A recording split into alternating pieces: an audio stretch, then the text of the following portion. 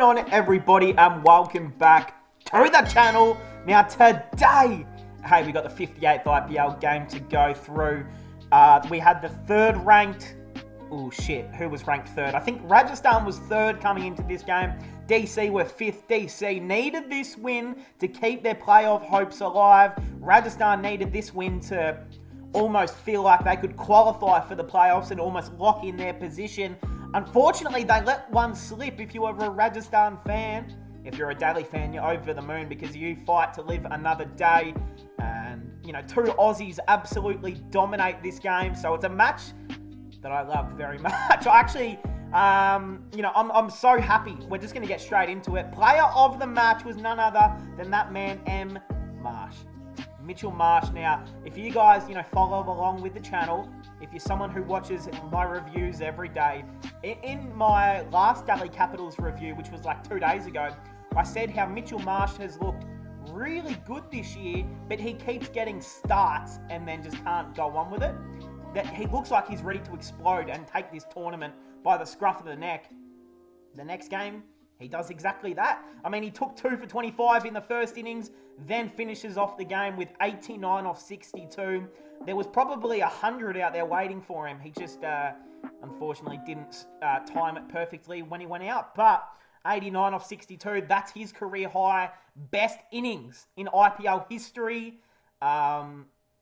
Just an all-round great performance from the man, Mashy boy. Alrighty, let's jump straight into it. The Delhi Capitals won the toss again. They send the Royals into bat, of course. That is what you do. You win the toss, you field first. The Rajasthan team, no Shimron Hetmeyer. So Verdussin came into the team. I think that's the only change they made. No Hetmeyer, which I think's weird. I don't know why they're not playing Hetmeyer. Or maybe it was just a rest. Maybe it was an injury. I don't know. But I hope he's all good, and I hope he's good to come back in.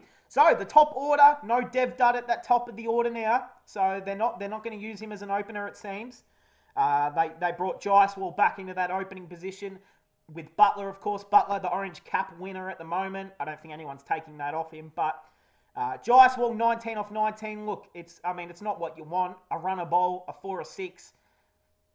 Whatever, it's like one of those innings where he's a young guy. I want to see him do super well. He's such a talented player, but he's still super young, so we're not going to get harsh on him at all. Jos Buttler, this is someone who I can absolutely get harsh on. He started the season like he was prime AB de Villiers and prime Chris Gale. He had 3 centuries in about 5 games. Since then, I think he might have had another 70 in a few games this season as well. He might have had another big score of like 68 or 70 or something like that. But other than that, I would love to... He's been pretty down these last couple games. He's going out with not silly dismissals, but it seems like the bowlers have kind of figured out where to bowl him. Stop bowling wide, stop bowling short, and stop bowling these half-track pies that some people were bowling to him. Now, people are realising if you want to bowl to Butler properly, you're going to have to bowl fast, with good length, and it's going to be right at the body. If you give Butler not much room to manoeuvre and move around the crease, he gets stuck, at the crease. He can't move around. Butler loves to move around the crease, get a bit of width on the ball, take a step back, or, get up the crease and put the ball over the rope. If you don't give him that opportunity, he looks like just your regular bloody third-grade cricketer. So maybe bowlers are starting to figure out how to bowl to him in Indian conditions. You can bowl these full, slower balls. Anything that is wide and short will get put away. Anything that's full and straight and quick, he seems to struggle with it a bit more. So I think we're learning how to bowl to Butler at the moment. Ashwin at number 3, which I love this move from Ashy boy or Sanju, whoever made the move. He's done it a few times this year, Ashwin. Hasn't worked out, but this time it works to a T. 50 off 38, 4 fours, 2 sixes. Came in and did his exact role. They didn't want to bring in Padikkal at 3. Samson didn't even want to come in at number 3. So I like that move.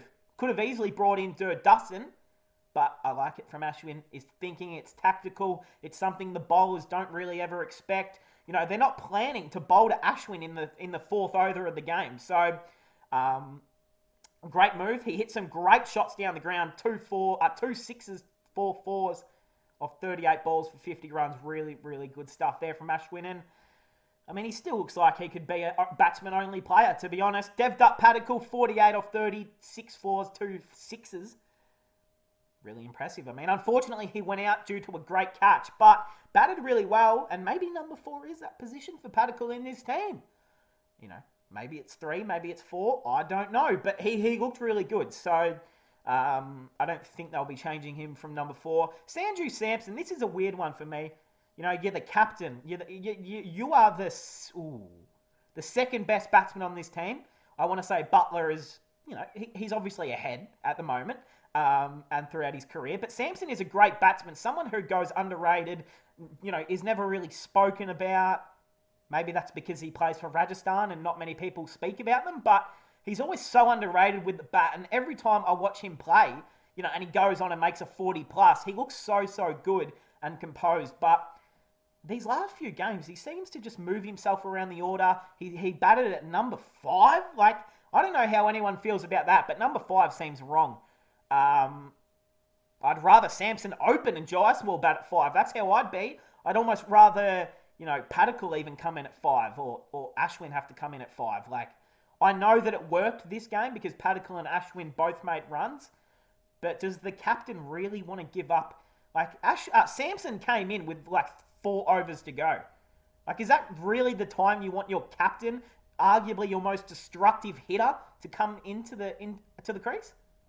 When there's like 5 overs left in the game? I wouldn't. I'd be bringing Samson in as soon as possible. So, I wonder what they'll do with that one. Parag's, yeah, I don't know. He can't find any runs, unfortunately. Dude, Dustin, 12 off 10. Yeah, it happened. I mean, I don't know where he's at, to be honest, either. I think hopefully he can find a new home next season because he's way too quality to be batting at 8 or whatever this is. And Trent Bolt, great batting stuff.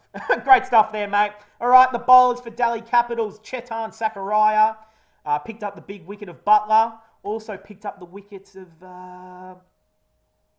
Parag. So, yeah, I guess you got 1 wicket because Parag pretty much gave you his wicket. 2 for 23 off 4, really, really good bowling. Anrik Nokia, 2 for 39 off 4. Takua. When was the last time Lord took a wicket, by the way? None for 27 off 4. Axar Patel was expensive. None for 25 off Chu.